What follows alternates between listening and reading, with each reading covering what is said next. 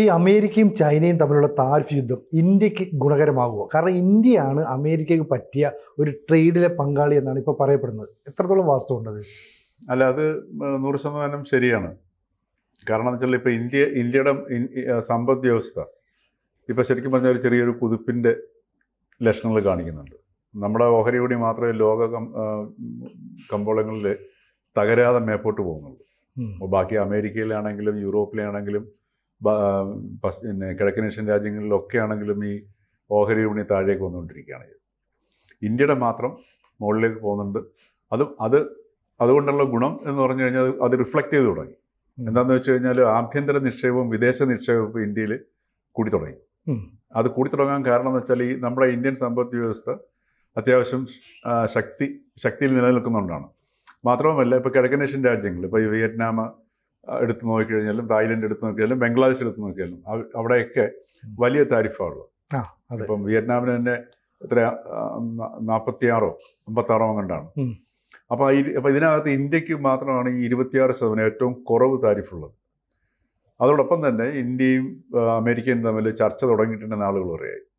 അപ്പോൾ അതൊരു എഗ്രിമെന്റിലേക്ക് വരും. പിന്നെ ഇന്ത്യയും അമേരിക്കയും തമ്മിൽ നല്ല ബന്ധമുണ്ട്. ഇനിയിപ്പം നാളെ JD വാൻസും ഭാര്യയും കൂടെ ഇന്ത്യയിലേക്ക് വരുന്നുണ്ട്. ഇന്ത്യയിലേക്ക് വരുന്നത് തന്നെ ഇപ്പം ഇന്ന് JD വാൻസും ഭാര്യയും കൂടെ ഇവിടെയുണ്ട്, ഇവിടെ റോമിലുണ്ട്. അപ്പോൾ റോമിൽ ജോർജ് മെലോനിയായിട്ട് ചർച്ചയുണ്ട്. അപ്പോൾ ഇപ്പോൾ സംഭവിച്ചിരിക്കുന്ന ഒരു അവസ്ഥ എന്ന് പറഞ്ഞു കഴിഞ്ഞാൽ ഡൊണാൾഡ് ട്രംപ് ഒറ്റപ്പെട്ടു എന്നുള്ളതാണ്. ഡൊണാൾഡ് ട്രംപ് യഥാർത്ഥത്തിൽ ഇപ്പോൾ ഒരു കീഴടങ്ങലിൻ്റെ ഒരു അവസ്ഥയിലേക്ക് എത്തിയിട്ടുണ്ട്. ഷീ ജിൻപിങ്ങിനെ ഇങ്ങനെ വിളിച്ചുകൊണ്ടിരിക്കുകയാണ്, എങ്ങനെ ചർച്ച ചെയ്യാം, മാത്രമല്ല ഒരു 3-4 ആഴ്ചക്കകം ഞങ്ങളൊരു കരാറിലെത്തും എന്ന് വരെ പറയുന്നൊരവസ്ഥയെത്തി. അല്ല, ഈ 145% തീരുവയാണ് 245%. ചൈന പേടിച്ചില്ല എന്നുള്ളതാണ് അടുത്ത പ്രധാന പോയിന്റ്. അത് ചൈന മറ്റു വഴികളും നോക്കി. ചൈന ഇന്ത്യക്ക് ഒറ്റയടിക്ക് 85,000 വിസ അനുവദിച്ചു കൊടുത്തു. അതുപോലെ മാർക്കറ്റ് ഓപ്പൺ ചെയ്യുകയാണെന്നുള്ള പ്രഖ്യാപനം നടത്തി. ഇന്ത്യയുമായിട്ട് പിന്നെ ഷീ ജിൻപിങ് വിയറ്റ്നാം അതുപോലുള്ള രാജ്യങ്ങളിൽ, കിഴക്കനേഷ്യൻ രാജ്യങ്ങളിലെല്ലാം സന്ദർശിച്ചിട്ട് ഏഷ്യക്കാർ മുഴുവൻ ഒരു കുടുംബം പോലെ നിൽക്കണമെന്ന് പറഞ്ഞിട്ട് ഒരു കൂട്ടായ്മ ഉണ്ടാക്കാൻ ശ്രമിക്കുന്നുണ്ട്. അതോടൊപ്പം തന്നെ ചൈന യൂറോപ്പുമായിട്ട് നല്ല ഒരു ബന്ധത്തിലെത്തി. യൂറോപ്പും ചൈനയും തമ്മിൽ അത്ര നല്ല ബന്ധമായിരുന്നില്ല, പക്ഷേ യൂറോപ്പും ചൈനയുമായിട്ട് നല്ല ഒരു വ്യാപാര ബന്ധത്തിൽ ഏർപ്പെട്ടു. അതുപോലെ ഓസ്ട്രേലിയ, ഇങ്ങനെയുള്ള ഒരു പുതിയ ക്രമം, ഒരു വ്യാപാര ബന്ധം ലോകത്തിൽ ഉടലെടുത്തു എന്നുള്ളതാണ് ട്രംപിൻ്റെ ഈ നടപടി കൊണ്ടുണ്ടായ ഒരു നല്ല പ്ലസ് പോയിന്റ് എന്ന് പറഞ്ഞു കഴിഞ്ഞാൽ. മറ്റു രാജ്യങ്ങൾക്ക് പുതിയ അതുപോലെ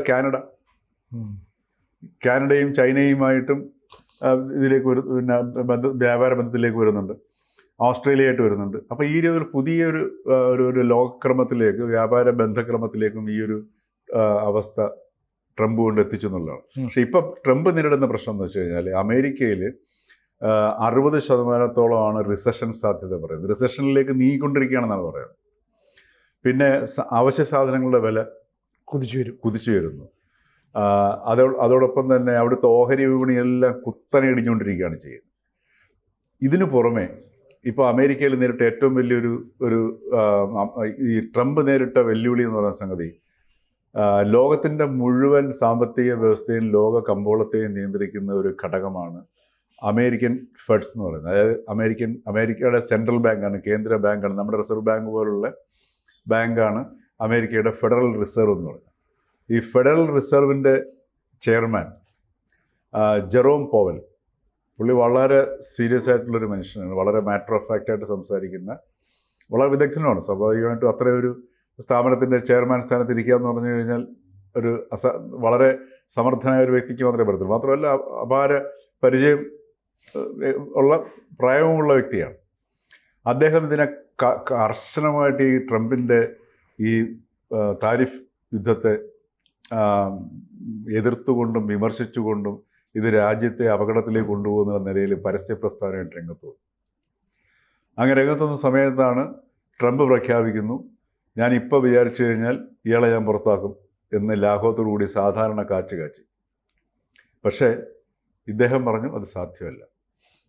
കാരണം ഈ അമേരിക്കയുടെ ചരിത്രത്തിൽ ആദ്യമായിട്ടാണ്, കാര്യം അവിടെ അമേരിക്കയുടെ ഈ ഫെഡറൽ ബാങ്കിൻ്റെ ഫെഡറൽ റിസർവിൻ്റെ ചെയർമാൻ എന്ന് പറഞ്ഞാൽ വളരെ സ്വതന്ത്ര സ്ഥാപനമാണ്. ഉം. അതാണ് അമേരിക്കൻ സമ്പദ് വ്യവസ്ഥയുടെ കരുത്തിനെയും ഗതിയെയും എല്ലാം നിർണ്ണയിക്കുകയും അതിലൂടെ ലോക സമ്പദ് വ്യവസ്ഥ നിയന്ത്രിക്കുകയും ചെയ്യുന്നത്. അമേരിക്കൻ ഫെഡറൽ റിസർവിൽ എന്തെങ്കിലും ഒരു ചെറിയ എന്തെങ്കിലും ഇളക്കമോ ആട്ടോ വന്നു കഴിഞ്ഞാൽ അത് ലോക വിപണിയിലും ലോക സമ്പദ് വ്യവസ്ഥയെ മുഴുവൻ ബാധിക്കും. അത്രയ്ക്ക് പ്രാധാന്യമാണ് ഈ അമേരിക്കൻ ഫെഡിനുള്ളത്. അപ്പോൾ അത് അമേരിക്കയുടെ ചരിത്രത്തിൽ ആദ്യമായിട്ടാണ് ഒരു പ്രസിഡന്റ് ഈ ചെയർമാനെതിരെ ഇങ്ങനെ സംസാരിക്കുന്നത്. അപ്പോൾ അതുകൊണ്ട് ഇദ്ദേഹത്തിനെ വേണമെങ്കിൽ ഒരു ഡയറക്ടറായിട്ട് തരം താഴ്ത്തിക്കൊണ്ട് വേണമെങ്കിൽ വേറൊരാളെ നിയമിക്കാം. പക്ഷെ അങ്ങനെ പോലും ഇതുവരെ ചരിത്രത്തിൽ നടന്നിട്ടില്ല. അപ്പോൾ അതും കൂടെ വന്നപ്പോഴത്തേക്ക് അമേരിക്കൻ ജനതയാണെങ്കിൽ ഇപ്പം തെരുവിറങ്ങിയിരിക്കുകയാണ്. ചെറുപ്പക്കാരാണെങ്കിലും അല്ലാത്തവരൊക്കെ ഇങ്ങനെ ഞങ്ങൾക്ക് ജീവിക്കണം എന്ന് പറഞ്ഞിട്ടുള്ള പ്ലക്കാർഡ് രംഗത്തിറങ്ങിയിരിക്കുകയാണ് ചെയ്യുന്നത്.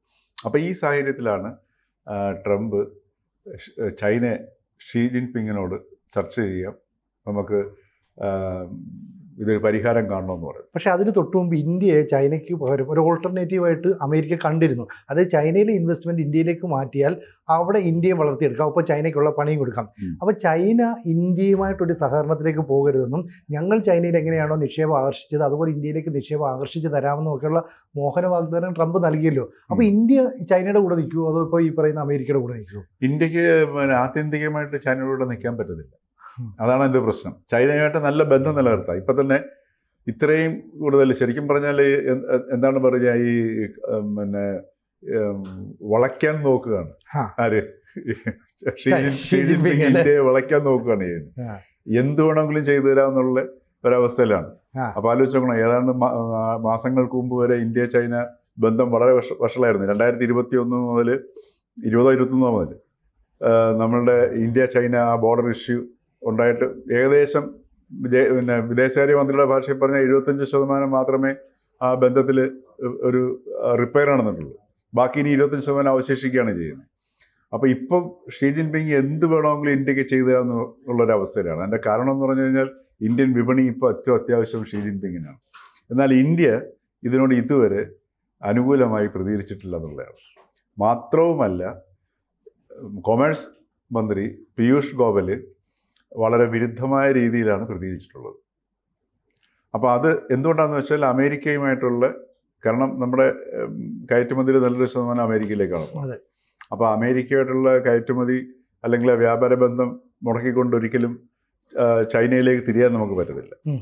അപ്പോൾ ചൈനയും അമേരിക്കയുമായിട്ട് ഈ ഒരു ബന്ധത്തിലേക്ക് പോകുന്ന സാഹചര്യത്തിലും അമേരിക്കയുമായി നമ്മൾ ചർച്ചകൾ പുരോഗമിച്ചുകൊണ്ടിരിക്കുന്ന ഒരു പശ്ചാത്തലത്തിലും സ്വാഭാവികമായിട്ടും ഈ ചൈനയുടെ ഈ പ്രണയരൂപത്തിലുള്ള ഇന്ത്യയോടുള്ള സമീപനം എത്രമാത്രം ഫലം കാണും എന്ന് നമുക്ക് പറയാൻ പറ്റില്ല. അത് മന്ത്രിമാർ തിരിച്ചറിയുന്നുണ്ടോ? കാരണം ഇപ്പോൾ ഈ BYD കാറിൻ്റെ പ്രൊഡക്ഷനുമായി ബന്ധപ്പെട്ട് $1 ബില്യൺ നിക്ഷേപിക്കാൻ ഞങ്ങൾ തയ്യാറാണെന്ന്. പക്ഷേ ഈ പീയൂഷ് ഗോയൽ പറഞ്ഞത് നമ്മുടെ രാജ്യത്തൊരു നിയമമുണ്ട്, ഈ നിയമങ്ങൾ പാലിക്കാൻ പറ്റുന്ന കമ്പനി ആണെങ്കിൽ മാത്രമേ ഞങ്ങൾ അംഗീകരിക്കൂ.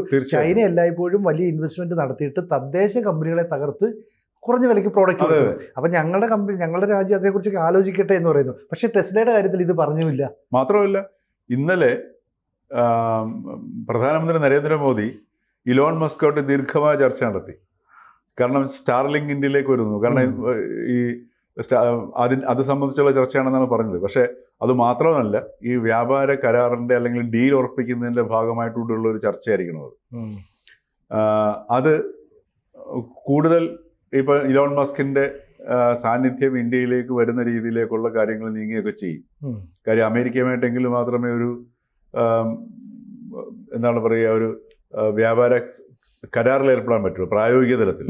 അതിൻ്റെ ഭാഗം കൂടി തന്നെ ആയിരിക്കണം ഇന്നലെ പ്രധാനമന്ത്രി നരേന്ദ്രമോദി ഇലോൺ മസ്കോട്ട് ദീർഘനേരം ചർച്ച ചെയ്യുമെന്നാണ് പറയുന്നത്. അപ്പോൾ BYDയുടെ സിനിജി പറഞ്ഞതുപോലെ ഇന്ത്യ BYD നിക്ഷേപത്തിന് അനുവദിക്കുന്നില്ല. വളരെ വ്യക്തമായിട്ട് പറഞ്ഞു സ്ഥാനം. അത് അവർ തയ്യാറാണ്. അപ്പോൾ അതിൻ്റെ കാരണം ഇതാണ്, ഈ ചൈനയെ അതുപോലെ തന്നെ ആൻറ്റി ഡംപിങ്. അപ്പോൾ അവരിപ്പോൾ അമേരിക്കയിലേക്ക് കയറ്റി അയക്കാൻ പറ്റി കിടക്കുന്ന സാധനങ്ങൾ ഇന്ത്യയിലേക്ക് ബൾക്കായിട്ട് കിടക്കുന്ന സാധനങ്ങൾ അയക്കാൻ പോവുകയാണെന്നുണ്ടെങ്കിൽ നമ്മളിവിടെ നികുതി വർദ്ധിപ്പിച്ച് ആൻറ്റി ഡംപിങ് നടപടി സ്വീകരിച്ചേ പറ്റും. അതല്ലെങ്കിൽ നമ്മുടെ പ്രാദേശികമായിട്ടുള്ള കമ്പനികളെയൊക്കെ തരാൻ പറ്റും. ഇപ്പം ട്രംപ് നേരിടുന്ന ഒരു വലിയ പ്രശ്നം എന്ന് വെച്ചാൽ ഇപ്പോൾ എൻവിഡിയയുടെ 20% ഓർഡറുകളും ചൈനയിൽ നിന്നാണ് വന്നുകൊണ്ടിരുന്നത് ചിപ്പിന്റെ. ലോകത്തിലെ ഏറ്റവും വലിയ ചിപ്പ് നിർമ്മാതാ കമ്പനികളാണ് എൻവിഡിയ.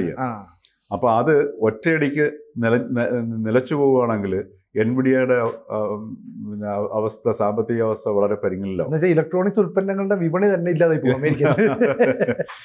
അത് മാത്രം, അതിന്റെ പശ്ചാത്തലത്തിൽ ഈ ട്രംപിന്റെ ഒരു കീഴടങ്ങലിന്റെ പശ്ചാത്തലത്തിലാണ് എൻവിഡിയയുടെ ചെയർമാൻ ട്രംപുമായിട്ട് കഴിഞ്ഞ ദിവസം ചർച്ച നടത്തി. അതിനെ തുടർന്നിട്ടാണ് എൻവിഡിയ ചെയർമാൻ ഇന്നലെ ബെയ്ജിങ്ങിലെത്തി ചർച്ച നടക്കുകയുണ്ടായി. അപ്പോൾ ഇതെല്ലാം കാണിക്കുന്നത് ട്രംപ് ഒരു കീഴടങ്ങലിന്റെ തലത്തിലേക്ക് എത്തിക്കഴിഞ്ഞു. അതോടൊപ്പം തന്നെ ഈ വിവിധ രാജ്യങ്ങളോട് ചർച്ച ചെയ്യുന്നു. ഇപ്പൊ ഇന്ത്യയുടെ കാര്യം പറഞ്ഞത്, ഇപ്പൊ ഇന്ത്യ ഈ ഒരു പശ്ചാത്തലത്തിൽ നേട്ടം കൊയ്യുന്നതിന്റെ ഒരു കാരണം ഇത് തന്നെയാണ് സാധനം. അപ്പൊ ഈ ഒരു തലത്തിലേക്കും വന്നു. പക്ഷെ ഇനിയുള്ള പ്രശ്നം എന്ന് വെച്ച് കഴിഞ്ഞാൽ ഇവിടെയാണ് ഇന്ത്യക്കുള്ള ഒരു അഡ്വാൻറ്റേജ് വരാൻ പോകുന്നത്. കാര്യം പഴയ സ്ഥിതിയിലേക്ക് ഇനി ഒരിക്കലും രാജ്യങ്ങൾക്ക് തിരിച്ചു പോകാൻ പറ്റത്തില്ല. അമേരിക്കയിലുള്ള വിശ്വാസം നഷ്ടമായി. ചൈന കൃത്യമായിട്ട് കാര്യങ്ങൾ മനസ്സിലാക്കി. പിന്നെ അത് മാത്രമല്ല, ചൈന വേറൊരു യുദ്ധം ആരംഭിക്കുകയും ചെയ്തു. ഹൂതികൾക്ക് സഹായം ചെയ്തു കൊടുത്ത്, അതായത് GPS ഇൻഫർമേഷൻ പാസ് ചെയ്ത് കൊടുത്തിട്ട് ഹൂതികളെ കൊണ്ട് അമേരിക്കൻ യുദ്ധക്കപ്പലുകളുടെ നേരെ ബോംബിടിക്കൽ. അതുകൊണ്ടാണ് ഈ കഴിഞ്ഞ 2 ദിവസമായിട്ട് യമനിൽ അമേരിക്ക ഈ മിസൈൽ വർഷം നടത്തി നൂറുകണക്കിന് ആൾക്കാർ മരിക്കാൻ കാരണം. അപ്പൊ അത് GPS ഇൻഫർമേഷൻ ഹൂതികൾക്ക് ചൈനയിൽ നിന്ന് കൈമാറിയിട്ടാണ് ഇത് സംഭവിക്കുന്നത് പറഞ്ഞിട്ടാണ് ഇപ്പോൾ അമേരിക്ക അത് പറഞ്ഞിട്ടുണ്ട് സ്ഥലം. അപ്പൊ ഈ രീതിയിലൊക്കെ അമേരിക്ക ഒരു വല്ലാത്തൊരവസ്ഥയിലേക്ക് ട്രംപ് എത്തിയിരിക്കുകയാണ് ചെയ്യുന്നത്. അപ്പോൾ അത് ഈ പറഞ്ഞ പോലെ പഴയ ഓർഡറിലേക്ക് തിരിച്ചു പോയില്ലെങ്കിൽ പോലും പുതിയ സാധ്യതകൾ, എന്തുകൊണ്ടാണെങ്കിലും ഇന്ത്യക്ക് ഈ ഒരു എമർജിങ് സിറ്റുവേഷൻ എന്ന് പറയുന്നത് വളരെ അനുകൂലമായി മാറുന്ന അതിൻ്റെ ലക്ഷണങ്ങൾ കാണുകയും ചെയ്തു തുടങ്ങി. എന്തായാലും ജിയോ പൊളിറ്റിക്സിൽ ലോകക്രമത്തിൽ ഒരു വലിയ മാറ്റം ഉണ്ടാകുന്നത് നമുക്ക് മനസ്സിലാകുന്നു. ഇനി നമുക്ക് അറിയേണ്ടത് ഇന്ത്യ അമേരിക്കയ്ക്കൊപ്പം നിൽക്കുമോ ചൈനയ്ക്കൊപ്പം നിൽക്കുമോ എന്നുള്ളതാണ്. 2 രാജ്യങ്ങളും ഒരുപോലെ വല വീശാതിരിക്കുന്നത് അല്ലേ? തീർച്ചയായിട്ടും അത് അമേരിക്കയോടൊപ്പം തന്നെ. കാരണം ചൈനയെ നമുക്ക് ഡിപ്പെൻഡ് ചെയ്യാൻ പറ്റില്ലല്ലോ. ചൈനയോടുള്ള പ്രശ്നങ്ങൾ ഇവിടെ കിടക്കുകയാണല്ലോ, അടിസ്ഥാന പ്രശ്നങ്ങൾ കിടക്കുകയാണല്ലോ. അപ്പോൾ സ്വാഭാവികമായിട്ടും എനിക്ക് തോന്നുന്നത് ഇന്ത്യക്കും ഗുണകരം അത് തന്നെയായിരിക്കും. അതെ, നമുക്ക് കാത്തിരിക്കാം എന്ത് സംഭവിക്കും. തീർച്ചയായിട്ടും. കൂടുതൽ വാർത്തകളും വിശേഷങ്ങളും നിങ്ങളിലേക്ക് എത്താൻ ABC മലയാളം സബ്സ്ക്രൈബ് ചെയ്യുക, ബെൽ ബട്ടണും അമർത്തുക.